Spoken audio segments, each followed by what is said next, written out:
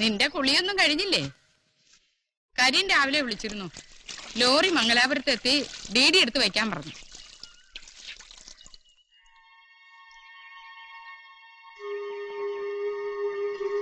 എന്താ നിനക്ക്?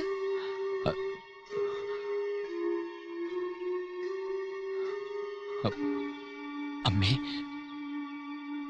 എന്തു പറയണമെന്നറിയില്ല, എന്ത് ചെയ്യണമെന്നും അറിയില്ല. അമ്മ സങ്കടപ്പെടരുത്. എന്ത് പറ്റി മോനെ?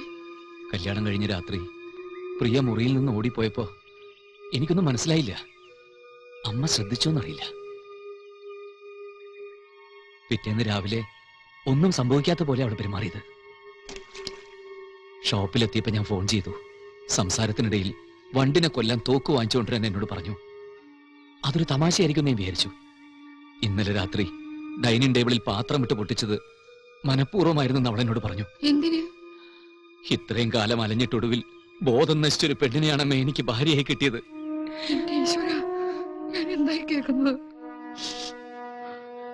ഏയ്, അമ്മ കരയരുത്. അമ്മ കരഞ്ഞ എനിക്ക് സഹിക്കാൻ പറ്റില്ല.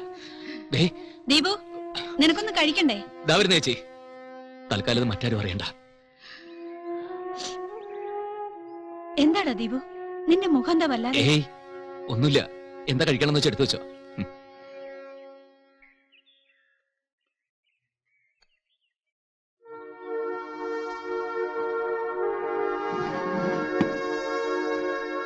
Good morning Deepu mama. Good morning. Good morning. പ്രിയേ, ഇരിക്ക്, ബ്രേക്ക്ഫാസ്റ്റ് കഴിക്കണ്ടേ? ഞാൻ പോയി ദോശ എടുത്തിട്ട് വരാം. ദീപു, നീ എന്താ അമ്മയോട് പറഞ്ഞത്?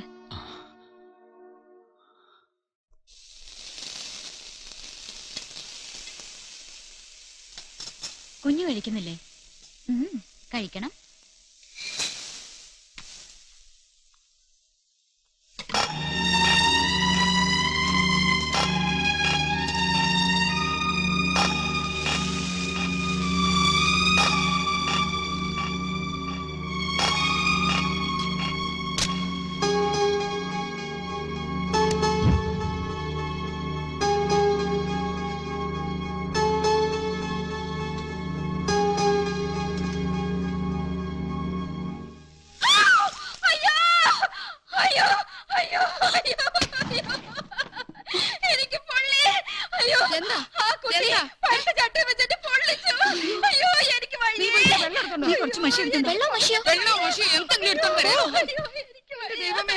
എനിക്ക് വയ്യ, തൊലി മുഴുവൻ പോയല്ലോ.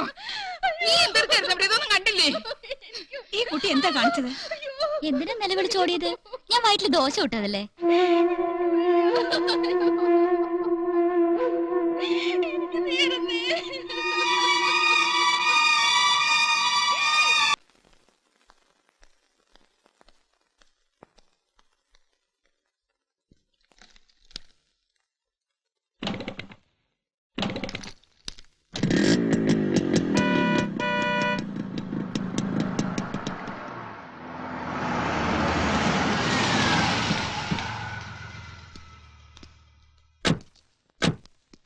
Good morning. അച്ഛനല്ലേ ഇവിടെ? ഉണ്ട്, അകത്തുണ്ട്. അച്ഛനെ വിളിക്കൂ. ആ, അങ്ങോട്ടിരിക്കാം.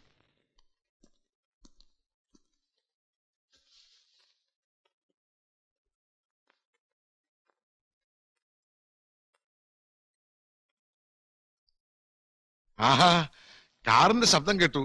നിങ്ങളാണെന്ന് വിചാരിച്ചില്ല. എന്തൊക്കെയാ, നമ്മുടെ കുട്ടികൾക്ക് സുഖം തന്നെയല്ലേ? കാലത്ത് ഞാൻ അങ്ങോട്ട് വിളിക്കണമെന്ന് വിചാരിച്ചതാ.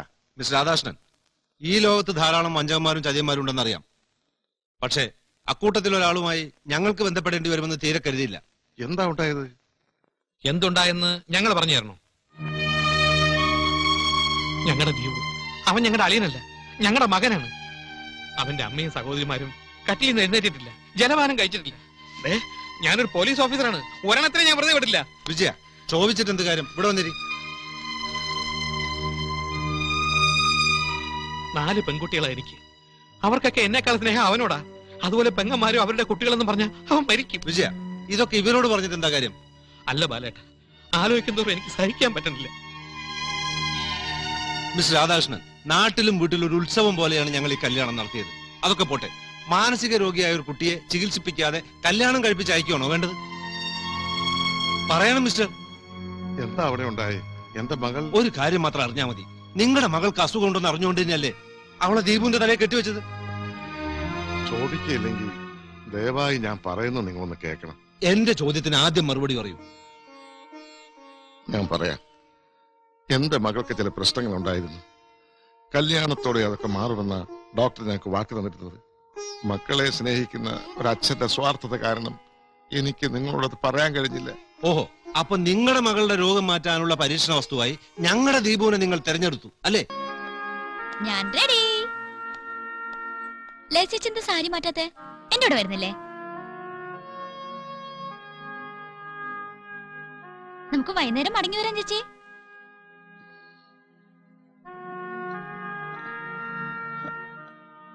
കുട്ടി പൊയ്ക്കോളൂ. ലതേ, ദീപുവിനെ വിളിച്ചേ.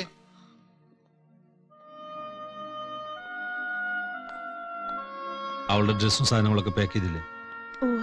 എല്ലാം ഡിക്കിയിൽ വെച്ചു. അവളുടെ ഒരു സാധനം ഇനി ഇവിടെ അവശേഷിക്കരുത്. ദീപ്തി, രമ്യ, പോവാം. വാ വാ. ഇവര് നല്ല ഉടുപ്പൊന്നും ഇടിക്കാത്ത എന്താ ചേച്ചി? എല്ലാവർക്കും ഇത് എന്ത് പറ്റി? ഇവരെയൊക്കെ കാണാതെ ഞാൻ എങ്ങനെയാ അവിടെ വൈകുന്നേരം വരെ ഇരിക്കാ? അവരെ വിട്ടേക്കൂ. അപ്പൊ ഞാൻ ഒറ്റയ്ക്ക് പോവാനോ? ദീപുണ്ടല്ലോ കൂടെ, ഞാനുണ്ട്. എന്നാലും വരൂ, നമുക്ക് പോവാം. മോളെങ്കിലും എന്റെ കൂടെ അയക്കുന്നേ. വേണ്ട പ്രിയ, ഇതാ, വിട്, വിട്, മോളെ വിട്. ഞാൻ കൊണ്ടുപോവാം. ഇല്ല, വേണ്ട, ഇങ്ങ് തന്നെ. കുഞ്ഞിനെ തിരിച്ചു കൊടുക്ക. വാ, വണ്ടി കയറ്.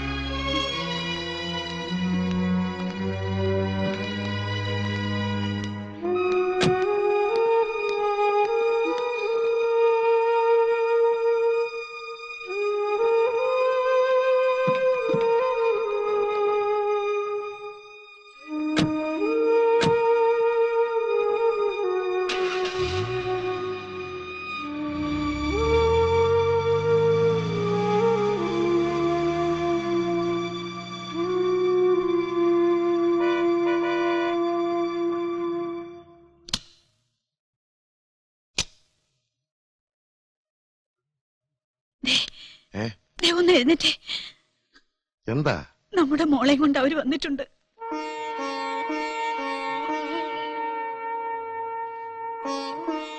കേട്ടോ അച്ഛാ, ആരും എന്റെ കൂടെ വന്നില്ല. കുഞ്ഞുമോളെങ്കിലും തരാൻ പറഞ്ഞതിനകത്ത് അടിയൻ എന്നോട് ദേഷ്യപ്പെട്ടു. നല്ല അടിയിടാത്തിന്റെ കേട അയാൾക്ക്. പക്ഷെ ദീപയുടെ വെറും പാവാ. എന്നോട് എന്ത് സ്നേഹാന്നറിയോ? എന്റെ പൂച്ചക്കുട്ടി എവിടെ അമ്മേ?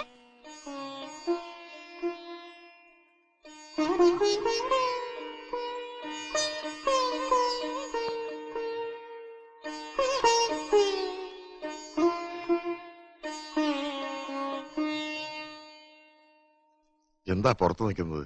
അകത്തേക്ക് കയറിയിരിക്കാൻ. വേണ്ട. നാട്ടുകാരുടെയും ബന്ധുക്കളുടെയും ഒക്കെ സാന്നിധ്യത്തിൽ കുട്ടിയെ ഇവിടെ കൊണ്ടാക്കാമെന്നാണ് ഞങ്ങൾ ആദ്യം ആലോചിച്ചത്. പിന്നെ അത് വേണ്ടെന്ന് വെച്ചു. ആരെങ്കിലും ഒച്ചയും ബഹളവും വെച്ചാ എല്ലാവർക്കും അതൊരു ബുദ്ധിമുട്ടാവൂലോ.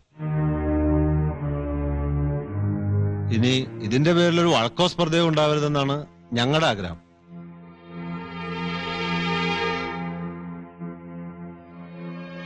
കുട്ടിയുടെ ആഭരണങ്ങളും വസ്ത്രങ്ങളും എല്ലാം ഈ പെട്ടിയിൽ അങ്ങോട്ട് എടുത്തു വെച്ചോളൂ.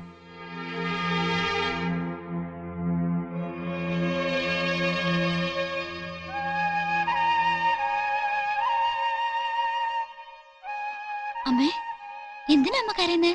അപ്പോ ഞങ്ങൾ ഇറങ്ങണം. ഇതെന്താ ഇത്ര പെട്ടെന്ന് പോവാ? ഞാനും വരുന്നു. ദീപേട്ടാ, ദീപു, വിടച്ചാ.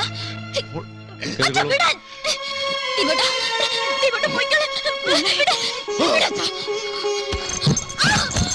ദീപു,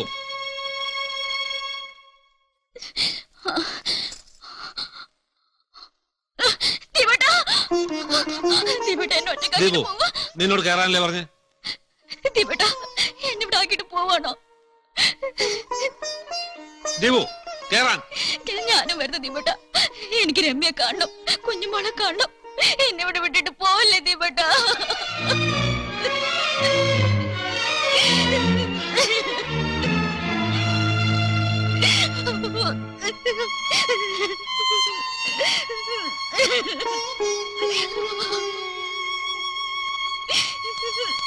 ഇങ്ങോട്ട് മാറും കുട്ടി. ദീപു നിനക്ക് പറഞ്ഞാ മനസ്സിലാവില്ലേ? ദീപുട്ടാ. വണ്ടി വിട്. ദീപുട്ടാ.